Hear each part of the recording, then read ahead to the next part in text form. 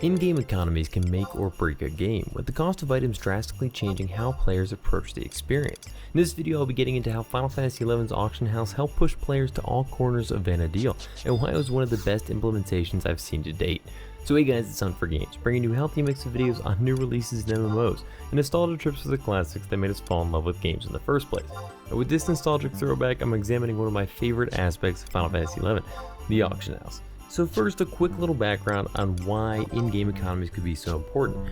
Final Fantasy XI thrived on its rare items, rare drops, some of which couldn't be traded or sold. But an item's rarity doesn't automatically determine its value. Its rarity is just how often it appears in game or drops for players. Rare items are only worth the effort if the time involved to obtain them can be justified. If an equivalent item can be bought for almost nothing on the auction house or from some kind of vendor, the worth of that item drops significantly to practically nothing. On the flip side, if every item can be sold, money becomes the only thing that matters, and money starts to normalize throughout the game. Getting the item you want is meaningless. You just have to find out what you can obtain that will net you the most amount of money or the shortest amount of time, and then just buy and sell that over and over again. Look, economics was never my strong suit, but the point is that Final Fantasy XI thrived in the fact that not everything could be bought and sold, but a lot could.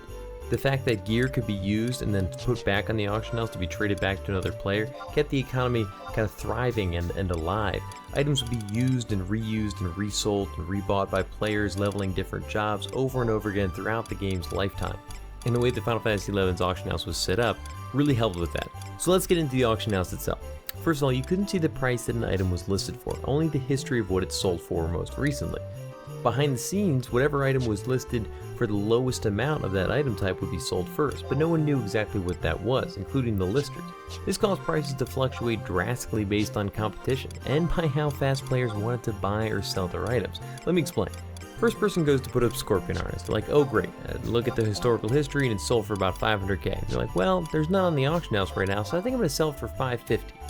Second person comes along and they see that one's already up for sale and hasn't sold for a couple days. They're like, well crap, I'm gonna drop it down to 490. Because that guy's thinking, I want mine to sell before the first guy's. He has no idea that the guy that's listed it before was trying to sell it for 550 and raise the price. And we'll get more into that in a second. Third guy comes along, he sees that two haven't sold and he drops it even lower. Or maybe third guy is thinking, you know what, I can wait, and he puts it right back to 500 where it started. It all fluctuated by supply and demand, but also this weird mental game of what do you think other players are listing it for and how long can I wait till I get my payout. And this affected buyers too, because if you're incredibly thrifty, you could raise your purchase price slowly till you hit the exact point that they're selling it at, going up 10k at a time from say 400, which you know they're probably not selling it for, but they might be selling it for 450, hoping to sneak in a win. So you go 410, 420, 430, 440. Of course, this takes time. It takes a ton of time with Final Fantasy XI's ancient system of the auction house. Like every purchase thing was this like 10-second delay of, I don't know, did it work? But maybe you're gonna rush. If you're an established player, time might be more valuable than gil, so you might only try 2 or 3 prices up to the historical price. Or hell, just shoot for the historical price right away, say I don't have time for this. This invisible price system caused prices to jump wildly, but also very quickly if supply and demand shifted dramatically in a short period of time. This fear that somebody was undercutting you or you could maybe buy it at a lower price led everybody to always be undercutting everybody else. This led to the practice of selling for 1 gil over a certain amount under the last historical price. So you'd have like 10k under, so if it was 500k you'd put it for 490k and then 1 gil.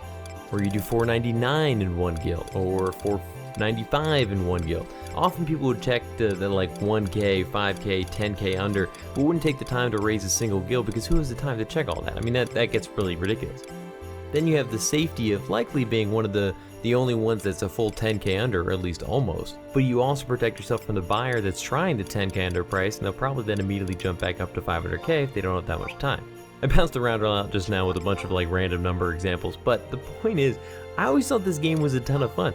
For years, I would just do 10k under or 5k under, and then somebody taught me the little trick of 1 gil up, and all of a sudden I was selling almost just as much as I was previously by being the lowest, supplier, but also I was getting the full amount because buyers weren't trying the 1 gil above. It was this ridiculous economics game. And of course, I was always terrible at that. I was never the guy that had the thrifty new way to make a ton of money on the auction house. I'm not a good businessman. Expansions would come out and some amazing new item would be incredibly valuable that was like worthless before. Like you'd need a bunch of iron ore to trade for a quest line in a new expansion. Somebody always seemed to know that immediately, and I was always the last person to find out and would lose money on the experience. Now, of course, players could easily get screwed by this as well. I mean, I can't tell you how many times I would go up on the auction house, nobody's selling what I just got, some 1 million item, I was so excited about it, and I put it up for 1 million gil, not even trying to raise the price at all. And then I come back the next day, 10 have sold, they all dropped the price by like 100k at a time. Somehow the price dropped significantly as soon as I wanted to sell it, plus I lost all the money for posting it. It always seemed that whenever I wanted to sell something, everybody else's would sell but mine. All of a sudden there's a million of the item available, and the price just plummeted.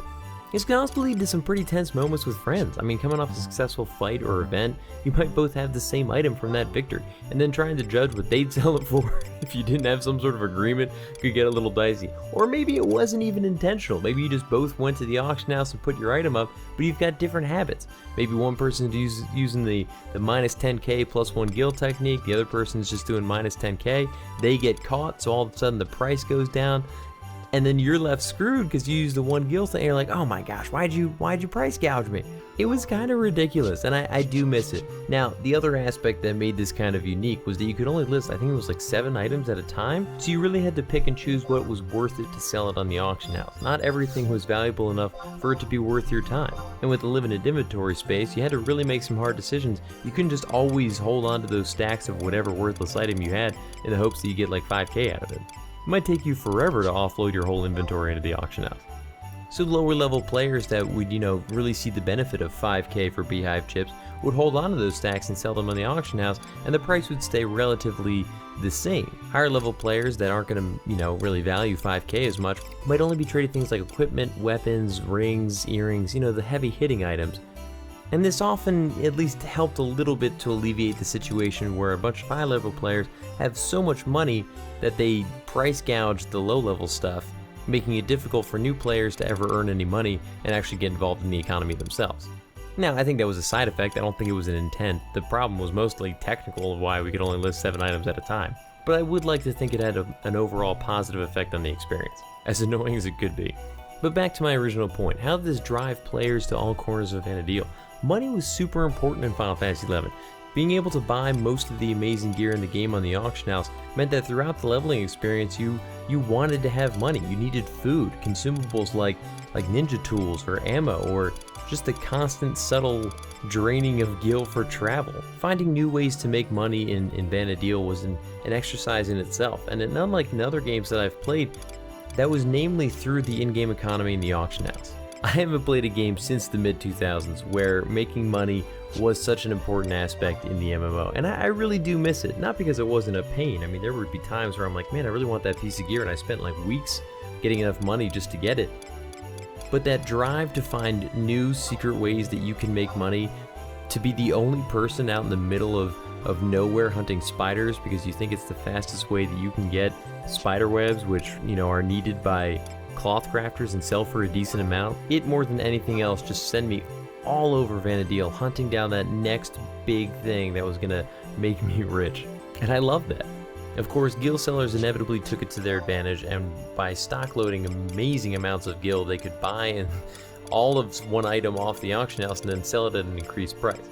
This led to crazy inflation and situations with halberdians and scorpion harnesses selling for 10 mil each. And it all depends on where you were when that bubble popped. Did you just buy a bunch of armor and have almost no money? Or did you just sell off a halberdian, have 12 mil, and then watch as prices for items like that plummeted to 100k? I unfortunately was loaded up with gear, so although my character was just as strong as it was before, it was also just as poor as it was before. But that wasn't really the intent of this video. The intent of this video was more the auction house and how it affected my gameplay. Because like I was just saying, honestly, I was always shocked at how much of my game was driven around the concept of me needing more gil and finding fun new ways to make it. and often that could be heading to some weird corner of a zone that I hadn't visited in a long time because tree cuttings were a little more valuable than they were last week, and I thought I could probably make a decent amount by farming some gobus. But let me hear your thoughts. Did you think that the auction house in Final Fantasy XI and the economy in general helped improve the overall experience, or did it take away from what made this game amazing and drive too many people to spend too much time just trying to earn the scraps and scraps of gil? Let me know in the comments below. And question of the week: what was your most ridiculous way of earning gil in Final Fantasy XI or similar MMOs? I once spent weeks picking locks on chests in Fei Yin to get life belts to earn my Scorpion Harness. The Scorpion Harness was 8.5 mil at the time, and life belts were selling for 200k.